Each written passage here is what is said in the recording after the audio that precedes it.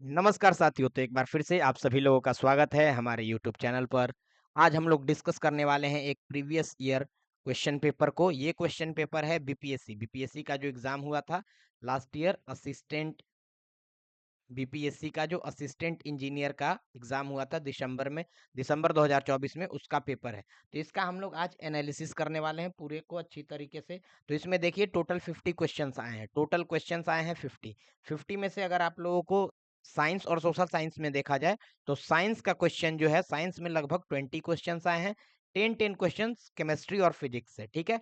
तो केमिस्ट्री का वेटेज लगभग केमिस्ट्री का मेरे को 9 क्वेश्चन लग रहा है जो मैंने देखा है, और उसके बाद फिजिक्स का 11 क्वेश्चन है। लेकिन आप लोग बोल सकते हैं कि दोनों का क्वेश्चन जो है इक्वल है।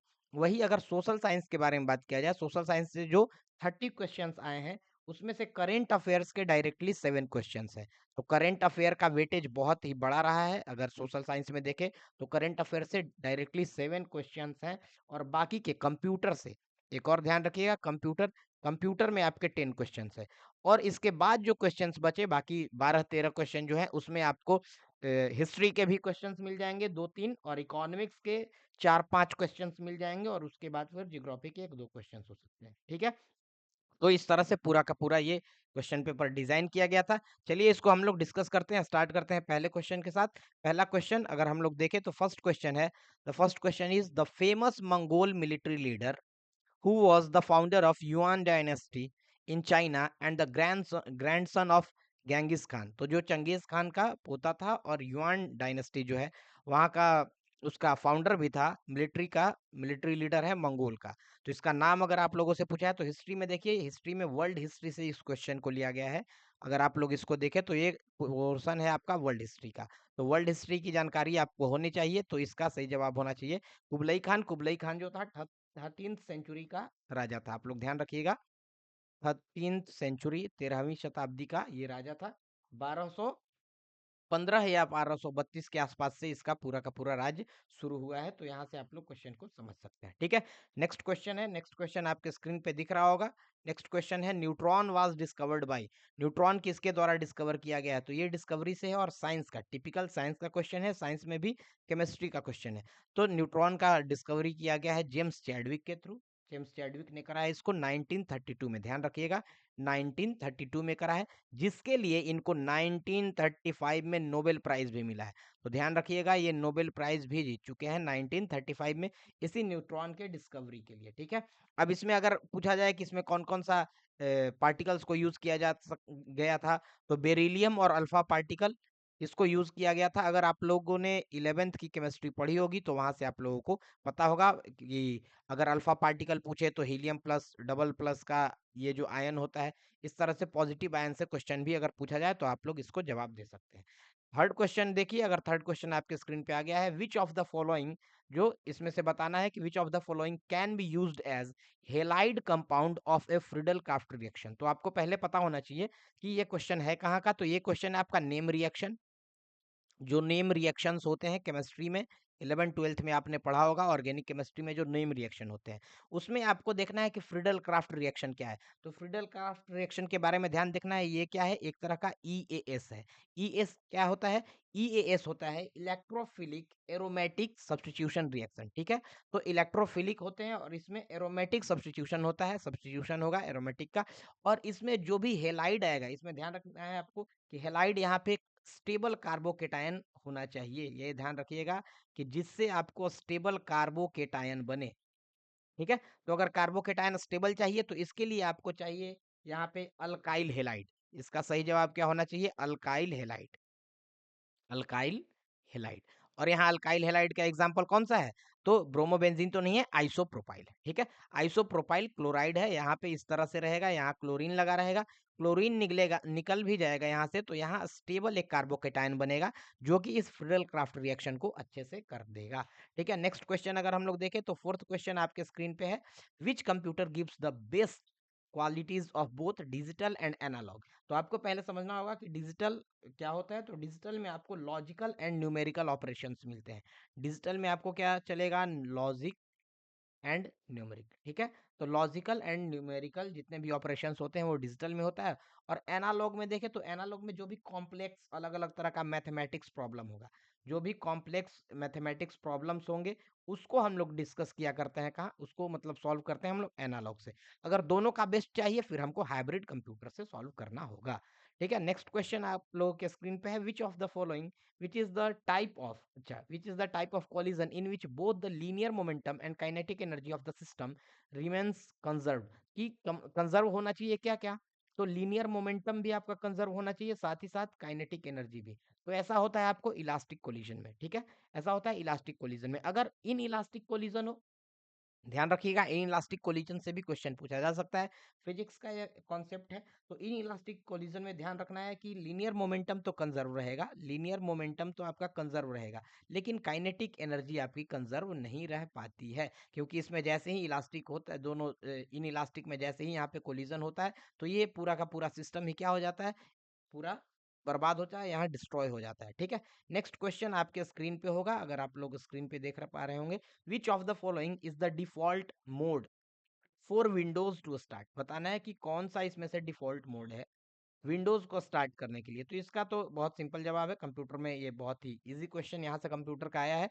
इसका जवाब क्या होना चाहिए, नॉर्मल मोड। ठीक है, अब यहाँ सेफ मोड के बारे में भी आप लोग जान लीजिए। सेफ मोड तब हम लोग करते हैं जब किसी तरह का ट्रबल शूटिंग है ना, ट्रबल शूटिंग इशू के लिए ही सेफ मोड करते हैं, ताकि किसी भी तरह का ट्रबल शूटिंग हो तो उसके इशू को देखा जा सके, उसको यहाँ पे ध्यान रखा जा सके।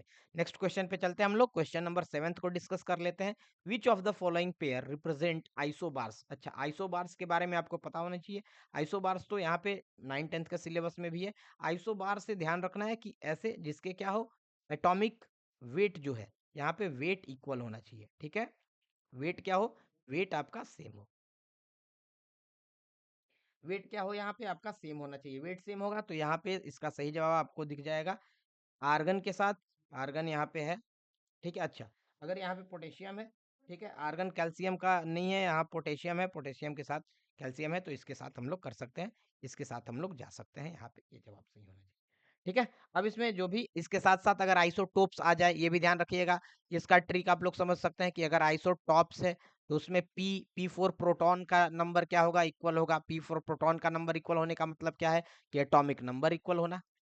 ठीक है, आइसोटोप्स के केस में अगर आइसोटोन्स आ जाए, ये भी क्वेश्चंस पूछे जा सकते हैं, तो आइसोटोन्स में N4 न्यूट्रॉन जो है इसका नंबर इक्वल होना चाहिए। अगर आइसो इलेक्ट्रॉनिक हो जाए तो आइसो इलेक्ट्रॉनिक में इलेक्ट्रॉन का नंबर इक्वल होना चाहिए। तो इस तरह से अलग अलग क्वेश्चंस भी यहाँ पे आ सकते हैं। ठीक है, केमिस्ट्री का, प्योर केमिस्ट्री का क्वेश्चन है। नेक्स्ट आपका इकोनॉमिक्स का क्वेश्चन है, the central economy in a market research is solve by, तो सेंट्रल इकोनॉमी को सॉल्व किस तरह से करते हैं, तो इसको करते हैं हम लोग प्लानिंग अथॉरिटी के थ्रू। ठीक है, यही अगर क्या रहता आपका मार्केट इकोनॉमी रहता, अगर यही क्या होता मार्केट इकोनॉमी होता, तो मार्केट इकोनॉमी जो होता है मार्केट फोर्स से चलता है। मार्केट इकोनॉमी किससे चलता है, मार्केट फोर्सेस से चलता है ये मार्केट इकोनॉमी। ठीक है, इसमें मार्केट फोर्स में क्या होगा, आपका इंटरेक्शन होगा, जो भी सप्लाई हो और डिमांड हो उन दोनों के इंटरेक्शन से यहाँ पूरा का पूरा मार्केट फोर्स बनेगा और वही पूरे इकोनॉमी को आगे लेकर के जाएगा। नेक्स्ट क्वेश्चन आपका है question 9th, which two nations signed a historic defence cooperation treaty on 20 August of 2024, अच्छा 2024 में बताना है कि आपको किन दोनों देश के बीच में हुआ है।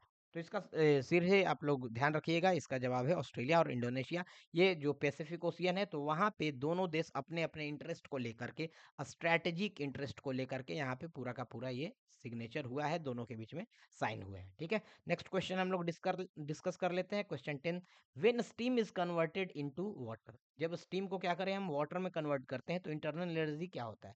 अच्छा, स्टीम जो होती है वो कैसी होती है, हॉट होती है। स्टीम हॉट है, इसका मतलब एनर्जी ज्यादा है। यहाँ से जब हम क्या जाएंगे, वाटर में जाएंगे, वाटर कैसा होगा, कोल्ड होगा, तो एनर्जी लूज होगा। जब एनर्जी लूज होगा इसका मतलब इंटरनल एनर्जी क्या हो रहा है, डिक्रीज हो रहा है। यहाँ पूरे सिस्टम का जो इंटरनल एनर्जी है वो क्या हो रहा है, डिक्रीज हो रहा है। और अगर इससे और ज्यादा अगर आइस पे जाएंगे तो वो और ज्यादा कोल्डर हो जाएगा, है ना, तो वहां और भी ज्यादा इंटरनल एनर्जी डिक्रीज होगा। अगर पूछे, ये भी पूछ सकता है कि इस तरह का जो रिएक्शन है ये किस तरह का रिएक्शन है, तो एक्सोथर्मिक है, ये भी ध्यान रखिएगा, यहाँ क्या है, एक्सोथर्मिक रिएक्शन है। एक्सोथर्मिक रिएक्शन जहाँ पे क्या होता है, हीट बाहर रिलीज होता है। ठीक है, तो इसी कारण हीट बाहर रिलीज हो रहा है, जिसके कारण जो सिस्टम है वो धीरे धीरे अपना एनर्जी को हो रहा है, इसके कारण इंटरनल एनर्जी डिक्रीज हो रहे हैं। क्वेश्चन 11th को अगर डिस्कस कर ले, growth of resource in an economy is shown in PP by, तो ये आपका होगा अगर पीपीसी को देखा जाए, तो इसमें देखिए पीपीसी से क्वेश्चन अगर पूछा गया है तो प्रोडक्शन पॉसिबिलिटीज कर्व होता है, ठीक है, प्रोडक्शन का पॉसिबिलिटीज कर्व होता है। ये देखिए अगर मान लीजिए इस तरह का कर्व है, ये अगर राइटवर्ड जा रहा है, अगर ये क्या कर रहा है, राइटवर्ड जा रहा है, इसका मतलब राइट शिफ्ट हो रहा है। अगर राइटवर्ड शिफ्ट हो रहा है इसका मतलब इकोनॉमी में क्या है, ग्रोथ है। इकोनॉमी में क्या है, ग्रोथ है। तो ग्रोथ को देखने के लिए राइटवर्ड शिफ्ट होना चाहिए। नेक्स्ट क्वेश्चन है, what is the primary aim of the oil fields regulation and development amendment bill 2024। अच्छा, 2024 में ऑयल फील्ड्स को लेकर के जो हमारे यहाँ गैस की अलग अलग फील्ड्स हैं उनके रेगुलेशन के लिए यहाँ लाया गया है। तो इसका पूरा का आंसर तो अगर देखें हम तो कंप्लीटली अगर सबको मिला के देखें तो डोमेस्टिक प्रोडक्शन को बूस्ट करना है, ये तो है ही। लेकिन सिर्फ यही नहीं है, इसके साथ साथ क्या है, जो हमारा ऑयल एंड गैस है, जो ऑयल एंड गैस है इसको मॉडर्न भी करना है हमको, ताकि ये पूरी तरह से क्या हो जाएगा, मॉडर्नाइज किया जा सके, यहाँ नया टेक्नोलॉजी लाया जा सके, ठीक है। जो डोमेस्टिक प्रोडक्शन है उसको तो बूस्ट करना ही है। साथ ही साथ अगर और हम यहाँ देखें तो जो इसके अंदर आपका प्राइवेट इन्वेस्टर्स हैं, ये भी ध्यान रखिएगा, प्राइवेट इन्वेस्टर्स को भी यहाँ पे अट्रैक्ट करने का प्रयास किया जा रहा है, ताकि प्राइवेट प्लेयर इसमें आएंगे तो और भी ज्यादा प्रोडक्शन यहाँ पे तेजी से होगा, ठीक है। और फाइनली इससे होगा क्या, तो फाइनली हम लोग सेल्फ रिलायंस हो जाएंगे। फाइनली हम लोग क्या हो जाएंगे, सेल्फ रिलायंस हो जाएंगे, आत्मनिर्भर हो जाएंगे। और आत्मनिर्भरता अभी बहुत ही ज्यादा जरूरी है। नेक्स्ट क्वेश्चन हम लोग डिस्कस कर ले, क्वेश्चन 13 को। तो विच of the following is an example of utility. अच्छा, यूटिलिटी बताना है, कंप्यूटर का क्वेश्चन है, ठीक है। सॉफ्टवेयर में बताना है कि इनमें से कौन सा हो सकता है, तो ऑपरेटिंग तो नहीं होगा, इसका सही जवाब क्या होना चाहिए हमारे पास, एंटीवायरस, ठीक है। तो एंटीवायरस का सॉफ्टवेयर हो या फिर आपका बैकअप का सॉफ्टवेयर हो, ये सब कैसे होते हैं, बैकअप का सॉफ्टवेयर हो, ये सारे क्या होते हैं, यूटिलिटी होते हैं। और एक दो एग्जांपल अगर देखें तो आप डिस्क क्लीनर देख सकते हैं, डिस्क क्लीनर देख सकते हैं। साथ ही साथ अगर देखें तो फाइल मैनेजर, जो फाइल मैनेजर होता है वो भी क्या है, एक तरह का यूटिलिटी है ना। तो कंप्यूटर का बेसिक अगर नॉलेज भी होगा आपको तो इस क्वेश्चन को सॉल्व कर सकते हैं। नेक्स्ट क्वेश्चन हिस्ट्री का है, थोड़ा वर्ल्ड हिस्ट्री, वही मैंने बोला था कि वर्ल्ड हिस्ट्री से यहाँ क्वेश्चन आ रहे हैं, तो वर्ल्ड हिस्ट्री को आपको थोड़ा अच्छे से डिटेल में देखना होगा। द कॉन्सेप्ट ऑफ टेरा न्यूलियस, ठीक है। तो टेरा न्यूलियस का जो कॉन्सेप्ट है ये पूरी तरह से यूरोपियन कॉलोनाइजर के द्वारा यूज किया जाता था। क्यों किया जाता था, ये किसी भी न्यू कंट्री में जाते थे, किसी भी न्यू कंट्री में जाते थे, वहाँ के जो नेटिव लोग होते थे उन उन लोगों से बिना पूछे ही पूरे जमीन पे अपना अधिकार कर लेते थे और बोलते थे यहाँ पे तुम्हारा कोई भी राइट नहीं है। टेरा न्यूलियस का मतलब ही होता है, इसका एग्जैक्ट मीनिंग ही है नो बडीज लैंड। ध्यान रखिएगा, इसका मतलब क्या है, नो बडीज लैंड, कि यह जमीन जो है किसी का नहीं है, यह जमीन हम लोगों का है। और इस तरह से ये क्या करते थे, जो नेटिव वहाँ के इंडिजिनस पीपल है उनको, उनसे जमीन को छीन लिया करते थे। तो इस तरह से ये पूरा का पूरा अप्रोच रखते थे। ज्यादा यूरोपियन कॉलोनाइजर्स जो भी रहे हैं आपके, इंग्लैंड के हो, ब्रिटेन के हो, पोर्तुगीज जो थे पुर्तगाल के, या फिर स्पेनिश लोग हों, तो वो लोग ये करते थे। नेक्स्ट क्वेश्चन हम लोग डिस्कस कर ले, which of the following is the true for O H R C with respect to the moon. अच्छा, with respect to the moon, तो इसके लिए अगर मून से ध्यान है, मून से क्वेश्चन क्या आ सकता है, मून से आप लोगों को एक क्वेश्चन ध्यान रखना है हमेशा, चंद्रयान के बारे में, ठीक है। इसके बारे में आपको चंद्रयान के बारे में ध्यान रखना है। चंद्रयान कब गया है, तो 2019 में गया है चंद्रयान 2 हमारा, ध्यान रखिएगा। तो उसी के अंदर ये मून एक कैमरा है, एक्चुअली है ये क्या, तो ये ध्यान रखिएगा ये क्या है, एक तरह का कैमरा है, ठीक है। तो यहाँ कैमरा से रिलेटेड तो एक ही ऑप्शन मेरे को नहीं, यहाँ भी ऑप्शन है, यहाँ भी ऑप्शन है, ठीक है।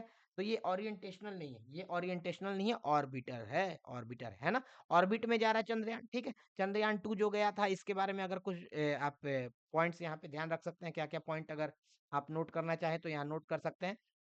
सबसे पहला ध्यान रख लीजिए कि चंद्रयान 2 से अगर कभी क्वेश्चन पूछ सकता है तो इसके लैंडर से पूछ सकता है कि इसके लैंडर का नाम क्या था। तो अगर लैंडर का नाम पूछेगा तो लैंडर का नाम आपको पता होना चाहिए, विक्रम था। लैंडर का नाम क्या है, विक्रम, ठीक है। तो विक्रम तो इसके लैंडर का नाम है। अगर साथ ही साथ अगर मान लीजिए कि रोवर, जिस रोवर के थ्रू ये चल रहा है, अगर उससे पूछे तो इसका नाम भी क्या है, इसका नाम है प्रज्ञान। इसका नाम क्या है, प्रज्ञान। इसको इंग्लिश कर लेंगे आप लोग इंग्लिश में। और ये कहाँ पे गया है, तो साउथ पोल पे, ये भी ध्यान रखिएगा, south pole, south pole of the moon पे ये गया था। उस समय पाकिस्तान में आप लोग को पता होगा बहुत सारा मीम भी चल रहा था कि हमको साउथ पोल पे जाने का क्या जरूरत है। तो इस तरह से बहुत सारे देश हैं जो इस तरह के टेक्नोलॉजी में भरोसा नहीं रखते हैं। लेकिन हमें इस फील्ड में भी आगे जाना है तो हमको थोड़ा तो डिस्कस करना पड़ेगा। नेक्स्ट क्वेश्चन है, the variable declared inside the function is called a variable. अच्छा, ये कंप्यूटर का क्वेश्चन है, कंप्यूटर में क्वेश्चन है, इंफॉर्मेटिव क्वेश्चन है आपका।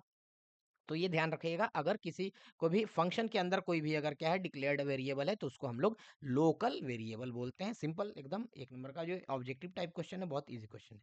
नेक्स्ट आपका एक क्वेश्चन है, a sequence of statements contained with in a pair of presses and is called. अच्छा, इसके बारे में अगर बताएं, देखिए तो ये इसमें आप लोग थोड़ा ऑप्शन में थोड़ा सा आप लोग कंफ्यूज हो सकते हैं, लेकिन यहाँ पे दे दिया है सीक्वेंस ऑफ स्टेटमेंट्स, ध्यान रखिएगा सीक्वेंस ऑफ स्टेटमेंट्स दे दिया, इसका मतलब इसका जवाब क्या हो जाएगा, खुद ब खुद ब्लॉक हो जाएगा, खुद ब खुद इसका जवाब क्या हो जाना है, ब्लॉक। ठीक है, या कंपाउंड, अगर मान लीजिए ब्लॉक नहीं देता तो कंपाउंड स्टेटमेंट भी देता, तो ये भी आप लोग यहाँ टिक कर सकते थे। ठीक है, तो लैंग्वेज जो इसका लैंग्वेज है, लैंग्वेज से रिलेटेड ये क्वेश्चन है। नेक्स्ट क्वेश्चन अगर हम लोग देखे देखे डिस्कस कर लें, तो the force per unit charge is known as. अच्छा, 18th क्वेश्चन, प्योर फिजिक्स का क्वेश्चन, आपको फोर्स पर यूनिट चार्ज बताना है। तो फोर्स का अगर आप लोगों को वो याद हो, क्या बोलते हैं फॉर्मूला, फोर्स और चार्ज से रिलेटेड फॉर्मूला आपने 11th क्लास में अगर पढ़ा होगा तो वहां याद होगा कि फोर्स क्या होता है, ई डॉट क्यू होता है। ठीक है, तो क्यू तो आपका चार्ज है, ई क्या है, ई है आपका इलेक्ट्रिक फील्ड। ई एक्चुअली क्या है, इलेक्ट्रिक फील्ड है, तो इसका सही जवाब क्या होना चाहिए, इलेक्ट्रिक फील्ड ही होना चाहिए। क्यों, क्योंकि फोर्स पर यूनिट चार्ज, यहाँ जो चार्ज यहाँ मल्टीप्लीकेशन में है दूसरे साइड जाएगा, इक्वेशन में इज इक्वल्स टू के दूसरे साइड जाएगा, तो यहाँ नीचे क्यू नीचे आ जाएगा, है ना। तो इलेक्ट्रिक फील्ड क्या हो जाएगा, फोर्स पर यूनिट चार्ज। ठीक है, अगर इलेक्ट्रिसिटी पूछ ले, अगर क्या पूछ ले, करंट, अगर आपको करंट भी पूछ सकता है तो ये ध्यान रखिएगा, charge per unit time, charge per unit time. Current के बारे में अगर पूछ ले तो ये भी आपको ध्यान होना चाहिए, क्योंकि आपने अगर पढ़ा होगा तो ये आपको पता होगा। नहीं तो अगर मान लीजिए आपको पूछ ले कि जो इलेक्ट्रिक फील्ड है, अगर electric field per unit area पूछ ले कि पर यूनिट एरिया से गुजरने वाला जो इलेक्ट्रिक फील्ड होता है इसको क्या बोलते हैं, तो इसको हम लोग बोलते हैं फ्लक्स। इसको क्या बोलते हैं हम लोग, फ्लक्स। सारा एक दूसरे से रिलेटेड टॉपिक है, तो ये आपको ध्यान होगा, तो यहाँ आप लोग को रिलेट करके भी आंसर दे सकते हैं। नेक्स्ट क्वेश्चन है, आपको देख लीजिए, विच by which amendment the age of retirement of high court judges increased from 60 to 62। ठीक है, 60 से 62 कर दिया गया है एज को, विच अमेंडमेंट के थ्रू। तो ये ध्यान रखना है, ये आपका करंट अफेयर्स का ही क्वेश्चन है। इसको ये देखिए, इस तरह से आप समझिए कि ये पूरी तरह से आपका बहुत सारे टॉपिक्स जो बार बार में उठते रहते हैं, उसके कारण ये क्वेश्चन आता है। ठीक है, अमेंडमेंट तो ये बहुत पहले हुआ, अमेंडमेंट जो है ये हो गया है पहले, लेकिन ये आखिर क्वेश्चन अभी ही क्यों पूछा जा रहा है, क्योंकि ये आस-पास में यहाँ एज से रिलेटेड बहुत सारे टॉपिक्स उठते हैं। तो आपको अमेंडमेंट जो हिस्ट्री है, हिस्ट्री में भी अगर पॉलिटिकल हिस्ट्री है, ये हिस्ट्री ही सिर्फ नहीं है, ये क्या है आपको पॉलिटिकल हिस्ट्री है, पॉलिटिक्स से रिलेटेड हिस्ट्री है। लेकिन यह टॉपिक क्वेश्चन जो आया है, ये अभी करंट जो सिनेरियो रहता है, उसके अकॉर्डिंग ही इसको फ्रेम किया जाता है। ठीक है? तो इसका आंसर ध्यान रखिएगा, 1963 में 1963 में यहाँ पे जो 15th अमेंडमेंट किया गया था, उसी में एज को क्या कर दिया गया था, इंक्रीज कर दिया गया था। अगर कभी पूछा जा सके कि ये क्या हमारे कॉन्स्टिट्यूशन में कहीं है क्या, तो कॉन्स्टिट्यूशन में जो इसके एज से रिलेटेड और इनके रिटायरमेंट से रिलेटेड हाई कोर्ट जजेस के बारे में जो है वो आर्टिकल 217 में लिखा हुआ है। तो अगर आर्टिकल से रिलेटेड क्वेश्चन भी पूछा जा सकता है, तो उससे रिलेटेड अगर क्वेश्चन पूछा जाए तो 217 में। ठीक है, नेक्स्ट क्वेश्चन देखें, हमारे स्क्रीन पे आ गया है, आइसोटोप्स। आपको दिख रहा होगा, आइसोटोप्स ऑफ एन एलिमेंट है। जो आइसोटोप्स होते हैं उनके पास क्या क्या होता है। अच्छा, आइसोटोप्स तो मैंने लग रहा है अभी थोड़ा देर पहले इसको डिस्कस भी कर लिया। ठीक है, similar chemical and physical properties, similar physical but different chemical properties, similar chemical but different physical properties, different chemical and physical properties. ठीक है, तो आप पहले मेरे को बताइए कि आइसोटोप्स होता क्या है। मैंने क्या बताया था कि इसके अंदर प्रोटॉन और इलेक्ट्रॉन जो होते हैं वो सेम सेम होते हैं, लेकिन यहाँ न्यूट्रॉन डिफरेंट होगा। अच्छा, अगर न्यूट्रॉन डिफरेंट हो रहा है, इसके मतलब क्या हो जाएगा, उसका मास भी क्या हो जाएगा, डिफरेंट हो जाएगा। उसका मास भी क्या हो जाएगा, एटॉमिक मास भी क्या हो जाएगा आपका, डिफरेंट हो जाएगा। ठीक है, डिफरेंट हो जाएगा। प्रोटॉन और इलेक्ट्रॉन यहाँ पे सिमिलर सिमिलर रहेंगे। अगर प्रोटॉन इलेक्ट्रॉन सिमिलर है तो इलेक्ट्रॉन ही आपका क्या करता है, जो भी केमिकल रिएक्शन हो उसके अंदर पार्टिसिपेट करता है। इसका मतलब केमिकल जो यहाँ प्रॉपर्टीज होंगे वो क्या हो जाएंगे, सेम हो जाएंगे। नेक्स्ट क्वेश्चन हम लोग डिस्कस कर लें, अब parliamentary executive means. Parliamentary executive का मतलब क्या है, पार्लियामेंट्री फॉर्म है हमारे पास और एग्जीक्यूटिव जो है उसका मालिक है। ठीक है, एग्जीक्यूटिव क्या होता है, जो हेड है उसका। तो ये अगर हम बोले कि पार्लियामेंट्री एग्जीक्यूटिव कौन है, तो जो भी हमारे पार्लियामेंट में मेजॉरिटी है, ध्यान रखिएगा, जो भी मेजॉरिटी है, अब मेजॉरिटी सिर्फ वन पार्टी का भी हो सकता है या फिर कोलिजन का भी हो सकता है ना, जैसे अभी जो करंट गवर्नमेंट चल रही है ये क्या है, कोलिजन की गवर्नमेंट है, ठीक है। तो ये पूरा का पूरा गठबंधन से चल रहा है जिसमें कि 240 से अबव सीट्स जो हैं वो आपके बीजेपी के हैं, जो मेन पार्टी है। और इसके बाद जो लोकल्स पार्टी है जिसके साथ बीजेपी का कोलिजन है उनके द्वारा भी चल रहा है। तो यहाँ सिर्फ जरूरी नहीं है कि हमेशा ये आपका जो मेजोरिटी है वही हो, ये क्या है, सपोर्ट ऑफ मेजोरिटी, ठीक है।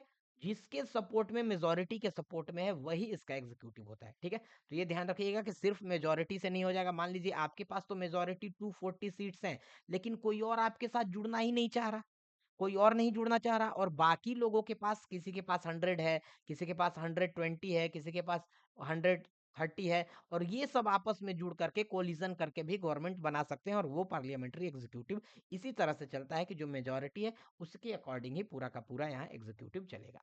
नेक्स्ट क्वेश्चन है आपका, what happens to the kinetic energy of the emitted electron when the light is incident on the metal surface. तो ये क्लास 12th का, अगर क्लास 12th आपने अच्छे से करा होगा तो वहां पे आपका जो न्यूक्लियर फिजिक्स है वहां पे भी है, या फिर आपका मॉडर्न फिजिक्स का जो टॉपिक है उसमें फोटो इलेक्ट्रिक इफेक्ट, अगर आप लोगों ने फोटो इलेक्ट्रिक इफेक्ट को पढ़ा होगा तो वहां पे आप लोग इसको ध्यान कर सकते हैं। इसमें क्या है, इसको थोड़ा डिटेल में हम लोग देख लेते हैं। फिजिक्स का क्वेश्चन है, कोई भी क्या होता है, एक मेटल का यहाँ सरफेस है, इसके ऊपर क्या होगा, लाइट इंसिडेंट होगा। लाइट इंसिडेंट होने के कारण यहाँ से कुछ इलेक्ट्रॉन्स जो होते हैं वो क्या होते हैं, बाहर एटमोस्फेयर में रिलीज है ना। तो एटमोस्फेयर में निकलेगा, लेकिन यहाँ जो भी बाहर निकल रहा है उसके बारे में क्या कहा जाता है, कि जो भी यहाँ से बाहर निकले, जो भी यहाँ से बाहर जा रहा है, अगर उसको हम लोग डिस्कस करें, जो भी यहाँ से बाहर जा रहा है उसको अगर हम लोग डिस्कस करें, इसको अगर हम देखें, तो ये जो इलेक्ट्रॉन जाता है इसका काइनेटिक एनर्जी डिपेंड करता है इधर आने वाले जो इंसिडेंट है उनके ऊपर, ठीक है।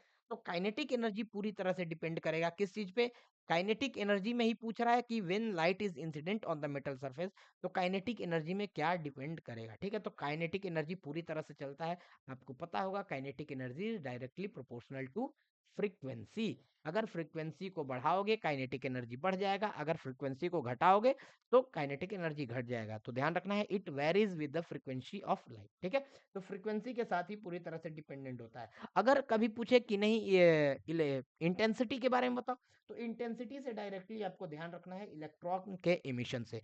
अगर इंटेंसिटी ज्यादा होगा, इंटेंसिटी किस पे डिपेंड करता है, इलेक्ट्रॉन इमिशन पे, इलेक्ट्रॉन इमिशन, ठीक है।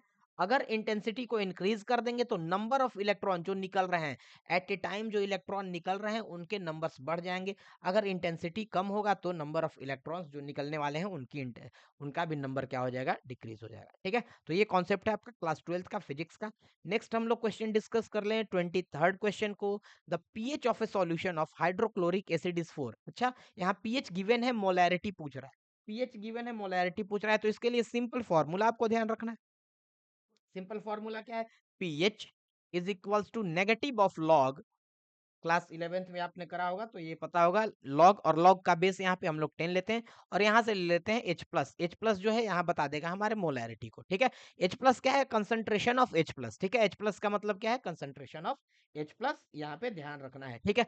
अब अगर इसको यहाँ रिवर्स करें, अगर यहाँ से रिवर्स करें तो H प्लस यहाँ से आ जाएगा आपका, अगर इसको रिवर्स कर दें तो यहाँ 10 नीचे चला जाएगा, और माइनस का पीएच हो जाएगा। और यहाँ पीएच माइनस का क्यों हो रहा है, क्योंकि यहाँ लॉग भी माइनस का था, ध्यान रखिएगा, लॉग भी क्या है आपको माइनस का है, तो माइनस का रूल, आपको लॉग का रूल पता होना चाहिए, ठीक है। तो H प्लस जो है पूरी तरह से यहाँ 10, और यहाँ -4 आप डाल देंगे। अब इसको आप कर सकते हैं, इसको स्टैंडर्ड फॉर्म में तो ला सकते हैं ना, तो 0.0001 ये आपका मोलैरिटी हो जाएगा, एग्जैक्ट आपका मोलैरिटी हो जाएगा। तो इसको ऑप्शन 3 से, जो आप ऑप्शन सी है, इससे आप लोग कर सकते हैं कनेक्ट, ठीक है। नेक्स्ट क्वेश्चन आपका है, which computer exist in wide range of size and power. अच्छा, ये बताना है कि जिसका साइज भी वाइड हो, wide range of size and power, जिसका साइज भी अलग अलग साइज में भी हो, और साथ ही साथ रेंज, उसका पावर जो है वो भी, उसका भी रेंज क्या हो, वाइड हो, ठीक है। तो इसका ध्यान रखिए, अगर बहुत ही सिंपल क्वेश्चन है, मतलब कंप्यूटर का बेसिक नॉलेज टाइप से क्वेश्चन है, तो ये है आपका, इसका आंसर होना चाहिए जनरल पर्पस कंप्यूटर जो हम लोग यूज करते हैं। इसका क्या होता है, साइज के मामले में भी इसमें बहुत सारी वेराइटी होती है, और पावर कंजम्पशन के मामले में भी बहुत सारा वेराइटी होता है। नेक्स्ट क्वेश्चन हम लोग 25th देख लें, what is the total number of districts in Ladakh after the recent creation of 5 new district. अच्छा, आप लोग को पता होगा लद्दाख जो है लद्दाख और फिर J&K, इसका जो यूटी बना तो इसमें J&K और लद्दाख को अलग अलग कर दिया गया, ठीक है, आपको पता होगा। तो लद्दाख में पहले से तो दो थे, पहले से तो यहाँ दो थे, अब यहाँ 5 नए बन गए। क्या बोल रहा है कि recent creation of 5 new district. तो अगर 5 न्यू डिस्ट्रिक्ट बनाओगे भाई तो 2 एंड 5 कितने हो जाएंगे, 7 हो जाएंगे, बहुत इजी है, ठीक है। अगर इसमें क्वेश्चन पूछ ले कि यहाँ पहले से कौन दो थे, तो यहाँ लद्दाख का जो था 5, उसमें से 5 में आप देख सकते हैं यहाँ लद्दाख है, लेह है, कारगिल है, इस तरह के अलग अलग डिस्ट्रिक्ट्स हैं। J&K के बारे में देख ले तो J&K के बारे में भी थोड़ा बहुत आपको अगर जानकारी रखना है तो यहाँ देख सकते हैं कि 10 जो डिस्ट्रिक्ट हैं, 10 डिस्ट्रिक्ट जम्मू में है और बाकी 10 डिस्ट्रिक्ट यहाँ कश्मीर में है, ठीक है। तो लगभग लगभग टोटल यहाँ 20 हो गया इसका और 7 हो गए इसके, ठीक है। तो इस तरह से यहाँ कंक्लूड कर लीजिएगा आप लोग। नेक्स्ट क्वेश्चन अगर हम लोग देखें, which among the following is a scalar, scalar quantity बताना है। अच्छा, स्केलर और वेक्टर क्वांटिटी ये तो क्लास 11th है, उसके स्टार्टिंग में ही है। अगर आप लोगों ने एनसीईआरटी को भी फॉलो करा होगा तो उसके स्टार्टिंग में ही ये पूरा का पूरा पोर्शन है, ठीक है। तो वहां से आप लोग इसको देख सकते हैं, स्केलर क्वांटिटी जिसके अंदर सिर्फ और सिर्फ क्या होता है, मैग्नीट्यूड होगा, मैग्नीट्यूड ओनली।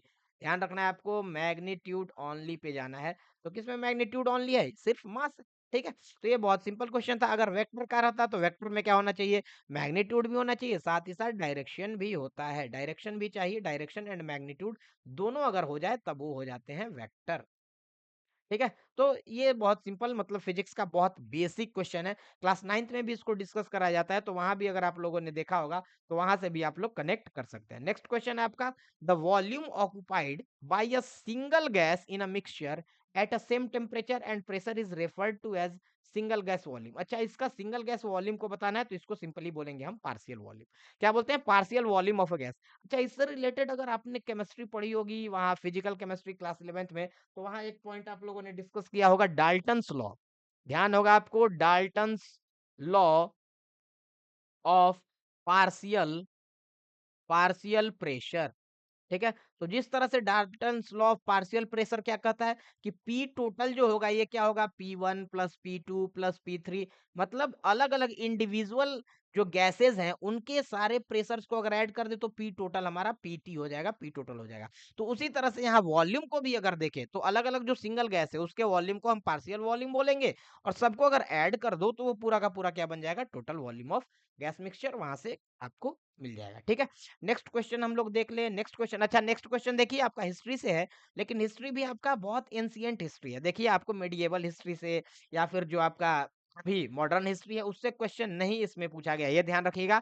ये है, नेक्स्ट क्वेश्चन है, the famous ancient Indian ruler who embraced Buddhism and promoted it's spread. Buddhism को बढ़ावा देने वाला शासक, तो बुद्धिज्म को बढ़ावा देने वाला शासक आपको हिस्ट्री में मिलता है, नाम है उसका अशोका। अशोका ने क्या करा था, देखिए अशोका ने खुद तो धर्म की नीति अपनाई, खुद तो जो यहाँ कलिंगा वॉर हुआ, कलिंग का वॉर हुआ, अशोका के बारे में थोड़ा डिटेल और देख ले। इसका अगर मान लीजिए आपको पूछा जाए कि कब से कब तक राजा रहा है तो 268 टू 232, ठीक है, 232 BCE, बिफोर कॉमन एरा, या बीसी बोले तो बिफोर क्राइस्ट, ठीक है। तो इतना टाइम तक इसने रूल करा, इसके बाद फिर उसने कारगिल वॉर का वो कलिंग वॉर करा, सॉरी कारगिल मैंने बोल दिया, तो कलिंगा का वॉर करा, और उसके बाद इसने धम्म की नीति अपनाई और धम्म को इसने प्रमोट भी करा है। इसके जो एडिक्ट्स हैं, ध्यान रखिएगा, इसके जो एडिक्ट्स हैं बहुत सारे अभिलेख, उसमें तो धम्म पूरी तरह से यहाँ पे लिखा हुआ है, धम्म को लिखा पाया गया है। यहाँ तक कि इसने सिर्फ यही नहीं करा, इसने अपने जो पुत्र है, इसके जो पुत्र था और पुत्री, इसका पुत्र जो महेंद्र था, पुत्र का अगर नाम कभी ध्यान हो या फिर आपने कहीं पढ़ा हो, तो इसका पुत्र महेंद्र और इनकी जो पुत्री थी संघमित्रा, इसने क्या करा था, पुत्र महेंद्र और संघमित्रा को भी क्या करा, स्प्रेड करने के लिए, बुद्धिज्म को स्प्रेड करने के लिए अलग अलग कंट्रीज में भेजा, जैसे श्रीलंका में भेजा, और उसके बाद फिर श्रीलंका से के बाद इन्होंने म्यांमार साइड भी भेजा, इंडोनेशिया साइड भी इन्होंने स्प्रेड करवाया था, ठीक है। नेक्स्ट क्वेश्चन हम लोग देख ले, बेसिक फिजिक्स का क्वेश्चन है, the unit of spring constant. Spring constant आप लोगों ने फोर्थ चैप्टर पढ़ा होगा, तो फोर्थ चैप्टर में ही ये टॉपिक है, ठीक है।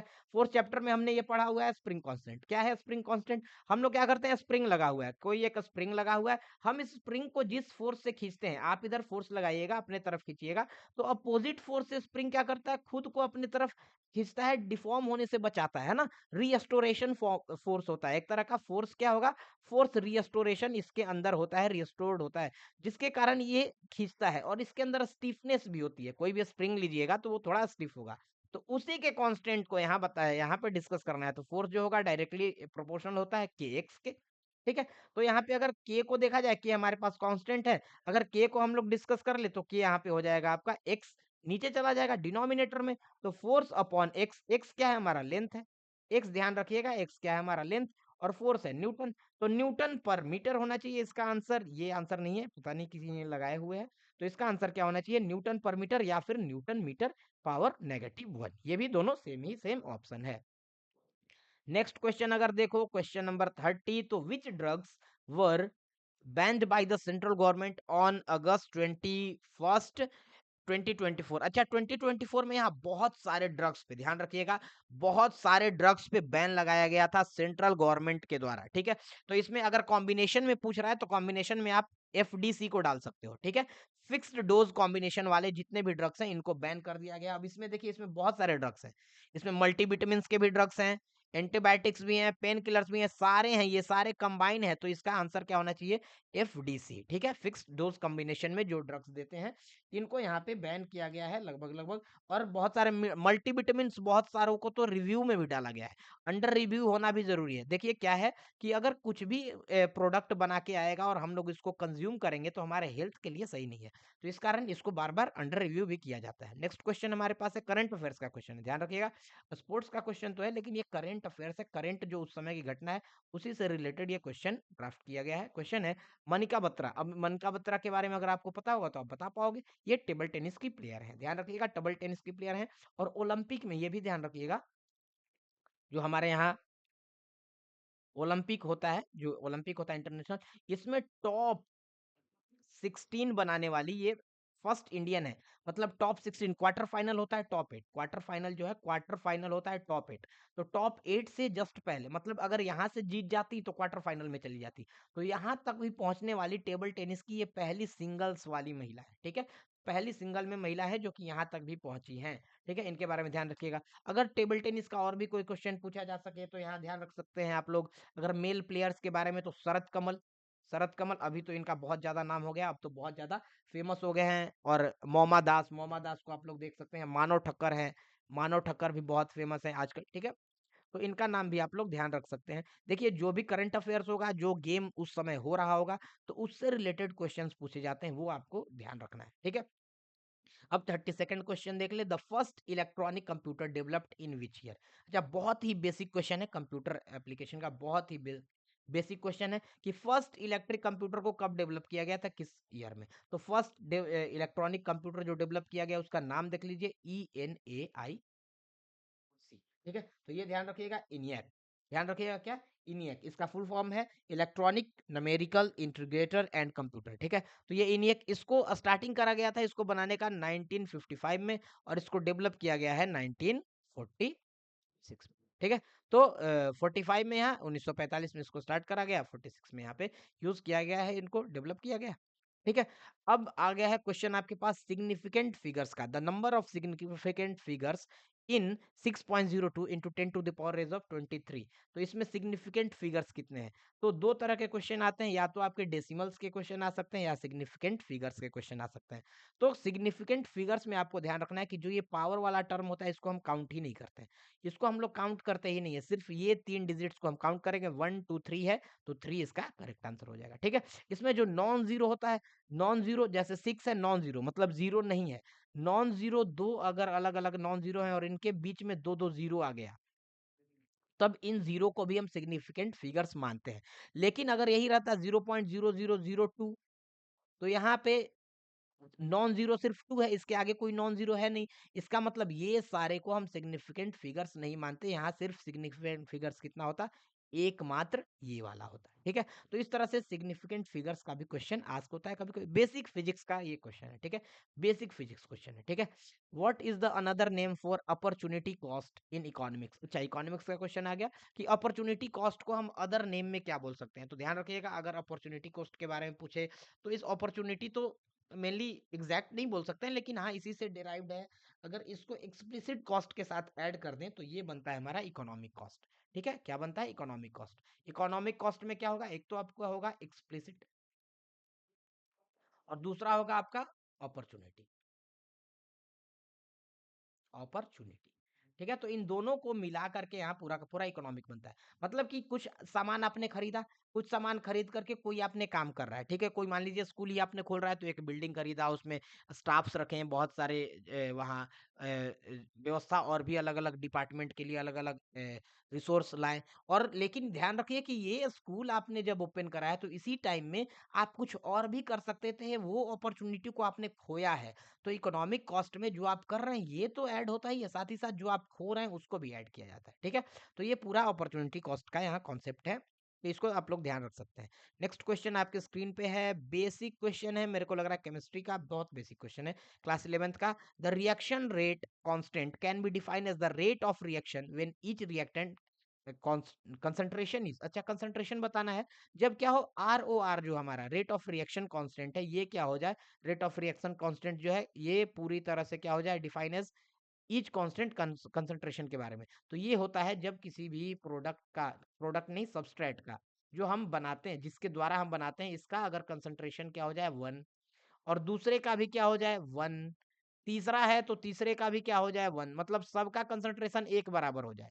सबका concentration, concentration of A is equals to concentration of B is equals to concentration of C. अगर ऐसा होता है तब यहाँ पे रेट ऑफ रिएक्शन जो होता है के कांस्टेंट के बराबर हो जाएगा, रेट कांस्टेंट जो के है इसके इक्वल्स हो जाएगा, ध्यान रखिएगा, ठीक है? तो ये कंडीशन होती है। इस तरह का बहुत सिंपल क्वेश्चन आप लोग 11th के केमिस्ट्री में देखे होंगे। 13th क्वेश्चन है, which of the following can be used as valid variable identifiers in Python. तो पाइथन में यहाँ कौन सा वैलिड वेरिएबल आइडेंटिफायर यूज कर ले, तो पहले ये देखना है कि ये होता क्या है।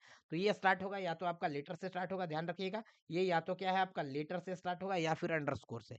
तो लेटर या अंडरस्कोर से स्टार्ट होता है, यहाँ पे तो सारे ही हो रहे हैं, मैं देख पा रहा हूँ यहाँ पे तो सैल्यूट भी हो जा रहा है, ग्लोबल भी, क्वेश्चन भी, टोटल भी, तो यहाँ तो सारे होना चाहिए।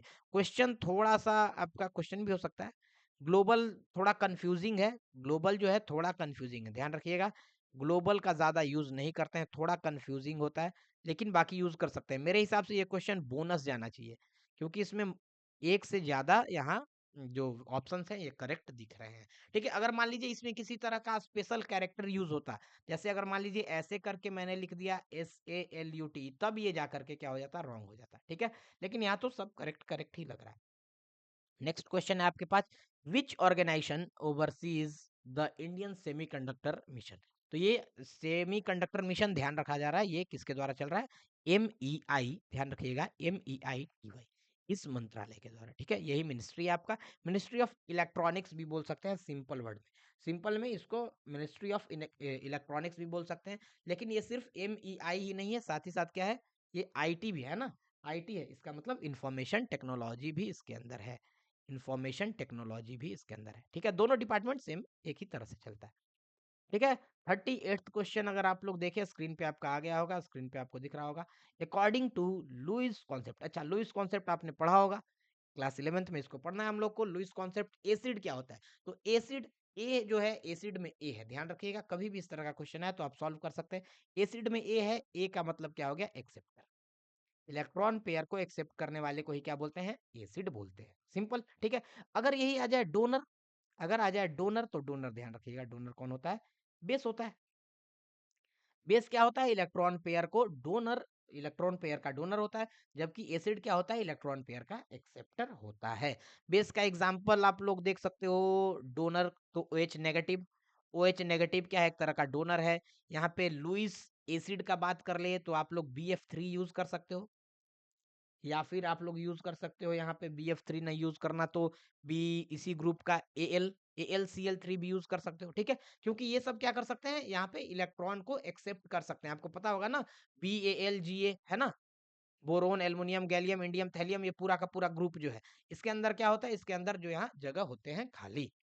नेक्स्ट क्वेश्चन देख ले, नेक्स्ट क्वेश्चन आपका, a cricket ball is thrown at speed of 28 metre per second in direction 30 degree above the horizontal, calculate the time taken by the ball to return to the same level. अच्छा, ये basic question है आपका, numerical है, ठीक है?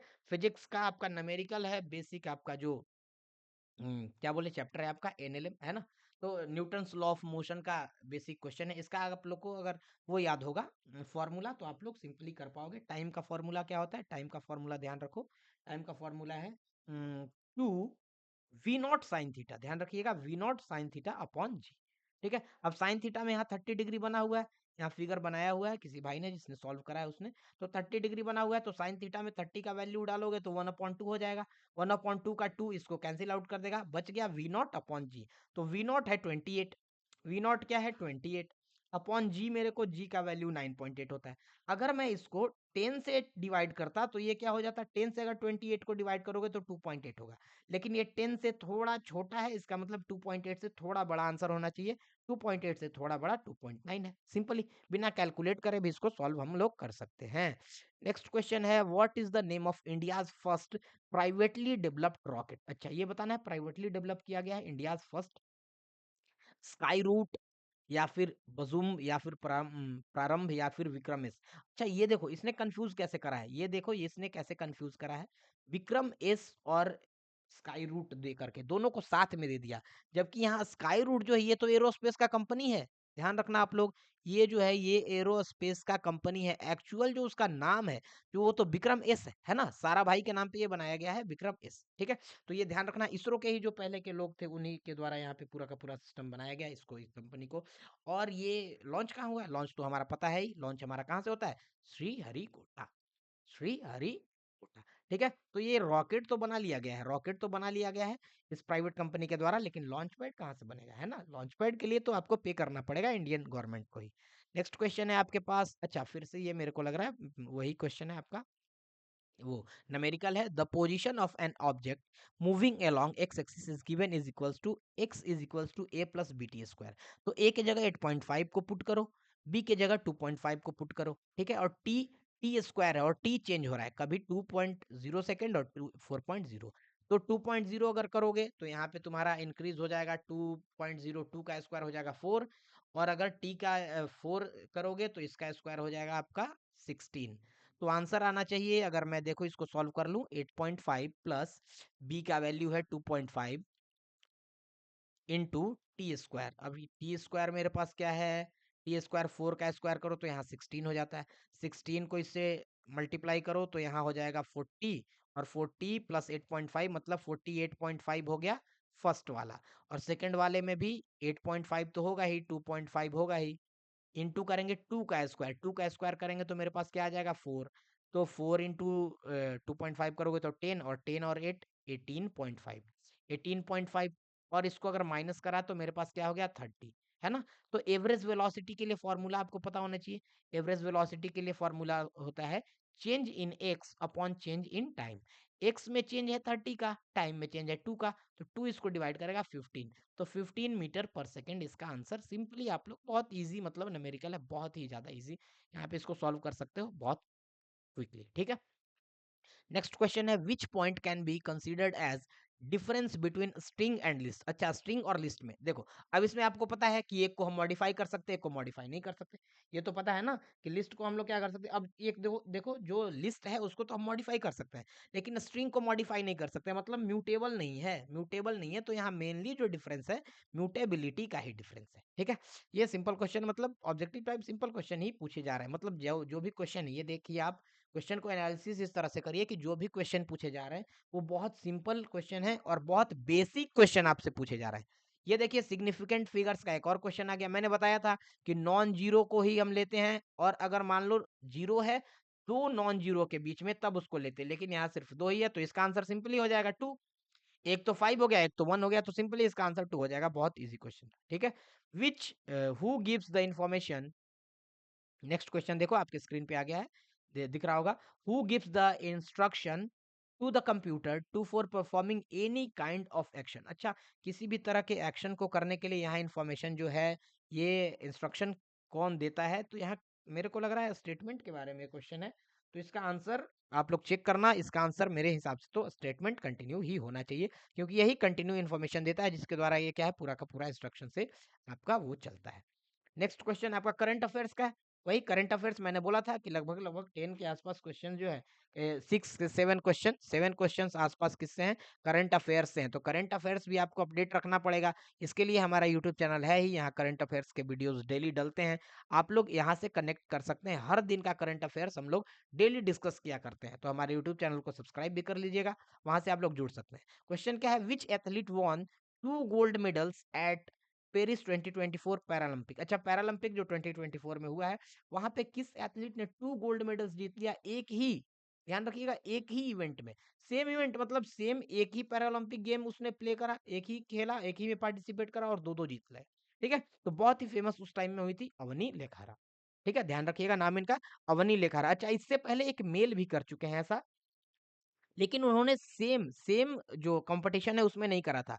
इन्होंने एक तो मेडल जीता था आपका 2004 में, और दूसरा जीता था 2016, है ना। तो 2016 में लगभग 12 साल तक इनको वेट करना पड़ा, लेकिन डबल गोल्ड मेडलिस्ट, ध्यान रखिएगा, डबल गोल्ड मेडलिस्ट एक तरह के थे। नाम इनका ध्यान रखिएगा, देवेंद्र झाझरिया। आप लोगों को पता भी होगा, बहुत सारे लोग तो इसको जानते भी होंगे, अगर आप लोग डेली करंट अफेयर्स को फॉलो करते होंगे तो आपको पता होगा देवेंद्र झाझरिया। अच्छा, अगर पूछे कि हाँ किस गेम में मिला है, तो गेम आप लोग ध्यान रखना जेवलिन, गेम ध्यान रखना जेवलिन। जेवलिन में मिला है देवेंद्र झाझरिया को। अवनी लेखारा को तो मिला है यहाँ एयर पिस्टल, है ना, एयर राइफल। जो एयर राइफल होता है 10 मीटर का एयर राइफल, है ना। अवनी लेखारा को अगर पूछे तो यहाँ 10 मीटर एयर राइफल में इसने जीता है, इन्होंने जीता है, सॉरी माफ करिएगा। ठीक है, तो ये एयर राइफल में अवनी लेखारा जीती हैं, जबकि देवेंद्र झाझरिया जो है ये जेवलिन में जीते हैं पहले। ठीक है, नेक्स्ट क्वेश्चन आप लोग डिस्कस कर लो, स्क्रीन पे आ गया है। The dimension of angular impulse. अच्छा, एंगुलर इम्पल्स बेसिक आपका फिजिक्स का क्वेश्चन है, एंगुलर इम्पल्स, लेकिन पहले आपको पता होना चाहिए कि एंगुलर इम्पल्स होता क्या है। तो एंगुलर इम्पल्स होता है चेंज इन एंगुलर मोमेंटम। अगर एंगुलर मोमेंटम में चेंज करोगे तो वहां से एंगुलर इम्पल्स आएगा। अब उस चेंज को हम लोग कैसे लिख सकते हैं, तो टाउ इंटू टी लिख सकते हैं, है ना। टॉर्क, टाउ क्या है, टॉर्क। अगर मान लो टॉर्क भी आपको पता नहीं है तो टॉर्क होता है r into force, rotational force है। रोटेशन वाला चैप्टर आपने पढ़ा होगा तो उसमें आप लोग देखा होगा। इंटू टी कर दो भाई, टाइम को कर दो। ठीक है, तो यहाँ से पूरा का पूरा अगर इसको सॉल्व करोगे, आप लोग सॉल्व कर भी लेना, अगर नहीं कर पा रहे हो तो m l square t minus two, और उसमें फिर टी से मल्टीप्लाई करोगे तो एक्चुअली इसका आंसर आएगा m l two t negative, है ना। यहाँ का जो नेगेटिव टू था, फोर्स में आपको पता होता है एक्सेलरेशन है। ठीक है, एक्सेलरेशन के कारण नीचे में टी स्क्वायर होता है, जो कि ऊपर जाकर के टी नेगेटिव टू होता है। अब इसमें फिर से टी को मल्टीप्लाई करोगे भाई तो नेगेटिव का वन ही बचेगा ना, है ना। तो इसका आंसर आप लोग सिंपली यहाँ पे, इजी क्वेश्चन था ये, डी सॉल्व कर सकते हो। ठीक है, 47th क्वेश्चन देख लो। While appointing the prime minister, the president selects, किसको सिलेक्ट कर रहा है, तो ये मैंने डिस्कस कर चुका हूं पहले ही कि एग्जीक्यूटिव का जो हेड होगा वो कौन होगा, लीडर ऑफ एलायंस, या तो पूरा का पूरा कोलिजन है उसका लीडर हो, या तो पार्टी किसी का भी लीडर हो जिसके पास मेजोरिटी हो। ठीक है, लोकसभा में उसके पास मेजोरिटी हो। हर डे हर दिन यहाँ पे जो लोकसभा का लीडर होता है उसको अपने मेजोरिटी को साबित करना होता है। अगर नहीं कर पाया तो नो कॉन्फिडेंस मोशन, आप लोगों को पता होगा नो कॉन्फिडेंस मोशन अक्सर लाया जाता है अगर मान लीजिए कभी सरकार कमजोर हो। अभी तो सरकार स्ट्रांग है, 2014 से तो जो पूरा सिस्टम है वो तो एक ही पार्टी का चल रहा है, तो इस कारण अभी स्ट्रांग है, लेकिन अगर वीक होगा तो तुरंत लाया जाएगा, विपक्ष इसको छोड़ेगी नहीं। नेक्स्ट क्वेश्चन 48 देख लो। The photo electric effect is based on the law of conservation of. अच्छा, फोटो इलेक्ट्रिक इफेक्ट किसके कंजर्वेशन पे काम कर रहा है पूरी तरह से, तो ये पूरी तरह से जो है आपका काम कर रहा है कंजर्वेशन ऑफ एनर्जी पे, है ना। कंजर्वेशन ऑफ एनर्जी पे ही चल रहा है। एनर्जी है आपका एच म्यू, म्यू है फ्रीक्वेंसी के लिए, है ना। या फिर इसको आप लोग इस तरह से भी लिखते हो, अगर इसका फॉर्मूला आपको पता होगा तो यहाँ work function plus kinetic energy max, ये वाला फॉर्मूला भी आप लोगों ने देखा होगा। वर्क फंक्शन तो वो एनर्जी हो गया जो इलेक्ट्रॉन को बाहर निकालने में हो गया, और फिर इलेक्ट्रॉन बाहर निकला तो बाहर निकल के मूव भी तो कर रहा है भाई। अगर मूव करेगा तो उसके अंदर काइनेटिक एनर्जी होगा, क्योंकि काइनेटिक एनर्जी क्या होता है, हाफ एम वी स्क्वायर। कहीं भी मूव करा, वेलोसिटी आया तो तुरंत काइनेटिक एनर्जी आ जाएगा। तो यहाँ एनर्जी और काइनेटिक एनर्जी फिर वही दोनों इक्वल इक्वल होना चाहिए, तो यहाँ कंजर्वेशन ऑफ एनर्जी लगेगा। बेसिक कॉन्सेप्ट है आपका मॉडर्न फिजिक्स का, फोटो इलेक्ट्रिक इफेक्ट। ठीक है, नेक्स्ट क्वेश्चन है which state has place to promote peace and resolve their border dispute as of August 2024। अगस्त 2024 में यहाँ पे जो मामला थोड़ा बिगड़ा था वो बिगड़ा है मिजोरम एंड असम के बीच। ठीक है, मिजोरम और असम के बीच। अगर वहां से पूछे कि वहां कौन सा मूवमेंट चल रहा था, तो वो आप लोग ध्यान रख सकते हैं, जोराम, ध्यान रखिएगा, जोराम पीपल्स। अगर इसको करंट अफेयर्स को आप लोग फॉलो करते हैं तो आपको ये सब तो पता होगा। ठीक है, जोराम पीपल्स का मूवमेंट चल रहा था। ठीक है, करंट अफेयर से जुड़ने के लिए हमारे यूट्यूब चैनल को सब्सक्राइब कर सकते हैं। यहाँ डेली हम लोग करंट अफेयर्स को यूज करते हैं, डेली उसको डिस्कस किया करते हैं। ये भी करंट अफेयर्स का ही क्वेश्चन है। नेक्स्ट आपका है in which year the 22nd amendment यहाँ जो आया है, यह किस ईयर आया है? तो ये 22nd अमेंडमेंट तो बहुत इंपॉर्टेंट है। यहाँ जो है थोड़ा आप लोगों को वो हो रहा होगा, दिख नहीं रहा होगा स्क्रीन। मेरे को लग रहा है कि थोड़ा स्क्रीन देखने में आपको इश्यू है ना? क्यों? क्योंकि ये क्वेश्चन थोड़ा बड़ा है तो थोड़ा इसका ऑप्शन जो है ना नीचे चला गया है। थोड़ा-सा इसका ऑप्शन नीचे चला गया है, ऑप्शन एग्ज़ैक्टली यहाँ पीडीएफ में आ नहीं पा रहा है, लेकिन ऑप्शन मैं लिख दे रहा हूँ। अगर नहीं भी आ रहा है तो कोई दिक्कत नहीं है, मैं यहाँ ऑप्शन लिख दे रहा हूँ। डी ऑप्शन जो है, डी ऑप्शन है 1976 और 1976 आते ही आपको पता चल गया कि इसका आंसर क्या होना चाहिए? डी होना चाहिए। 22nd अमेंडमेंट जो आया था जिसको मिनी कॉन्स्टिट्यूशन भी बोलते हैं, इंडियन नेशनल कांग्रेस के द्वारा लाया गया। इंडियन नेशनल कांग्रेस के द्वारा लाया गया जब 1975 से 77 तक का इमरजेंसी चल रहा था, उसी के टाइम में यहाँ 1976 में यहाँ ये अमेंडमेंट लाया गया था इंदिरा गांधी के द्वारा। इंदिरा गांधी यहाँ पे उस समय पीएम थी।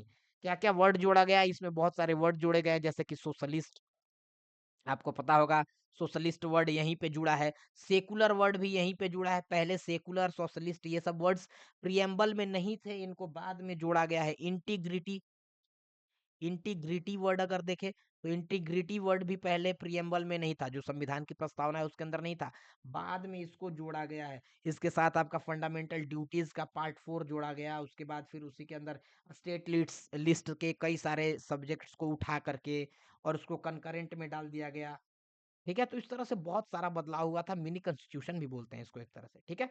अगर यहाँ पूछा जाए कि इस टाइम में प्रेसिडेंट कौन थे? ये भी पूछा जा सकता है, तो ध्यान रखिएगा फ़खरुद्दीन अली अहमद। फ़खरुद्दीन अली अहमद इस समय क्या थे? प्रेसिडेंट थे और यही हर चीज़ पे साइन कर रहे थे। तो साइन करने वाले यही थे और पीएम जो थी इंदिरा गांधी, इमरजेंसी लगाने वाली इंदिरा गांधी हमारी, ठीक है? तो इस तरह से हमने पूरा का पूरा पेपर डिस्कस कर लिया है। लगभग कॉन्सेप्ट हमने देख लिए हैं। इसमें हम लोग जो चीज़ हम लोग को ध्यान देना है, वो क्या-क्या था? तो ध्यान देना था कि साइंस के कितने क्वेश्चन्स आए। आपका क्वेश्चन जो भी है साइंस के हाफ ऑफ कर लो आप, 10 केमिस्ट्री, 10 फिजिक्स, ठीक है? लेकिन उसके बाद सोशल साइंस में देखो तो टी का जो सोशल साइंस का है, इसमें बहुत बड़ा वेटेज जो है, वो आपका करंट अफेयर्स का है। करंट अफेयर्स से लगभग 7 से 8 क्वेश्चन्स आए हैं। करंट अफेयर्स के टॉपिक के कारण वो क्वेश्चन उठे हैं। उसके बाद अगर देखो कंप्यूटर का, तो कंप्यूटर का तो लगभग 10 क्वेश्चन आपके कंप्यूटर के हैं। कंप्यूटर एप्लीकेशन अब सिलेबस में था तो वो तो आपका आएगा ही। बाकी इसके बाद अगर मेनली फोकस किया गया है तो इकोनॉमिक्स में किया गया है। इकोनॉमिक्स के लगभग 5 क्वेश्चंस आपको पूछे गए हैं। बेसिक क्वेश्चन ही है, लेकिन इकोनॉमिक्स के क्वेश्चन भी आए हैं। और हिस्ट्री जो है, हिस्ट्री में ज़्यादा वर्ल्ड हिस्ट्री और मतलब बहुत ज़्यादा पास्ट का हिस्ट्री से मतलब जनरली आपको 2 ही क्वेश्चन पूछा है इसमें मेनली आपको। एक तो अशोका वाला पूछा, वो आपको थोड़ा बहुत आइडिया होगा ही, अगर आप लोग इंडिया के बारे में इतना जान रहे हो तो जानते ही होंगे। दूसरा इसने मंगोल एम्पायर का जो गेंगिस खान था उसके बारे में पूछा। तो इस तरह से बहुत ज्यादा पीछे का ये क्वेश्चन पूछा गया है, इस तरह से ये पेपर पूरा रहा है। ठीक है, यहाँ हमने इसको पूरी तरह से डिस्कस कर लिया है। अगर आप लोगों को अच्छा लगा तो यहाँ आप लोग अपना कमेंट डाल सकते हैं कमेंट सेक्शन में, और उसके बाद इसी तरह से और भी पूरे कंटेंट को हम लोग अलग अलग पेपर्स को डिस्कस किया करेंगे। तब तक अपना प्यार बनाए रखिए, पढ़ते रहिए, स्वस्थ रहिए। जय हिंद, जय भारत।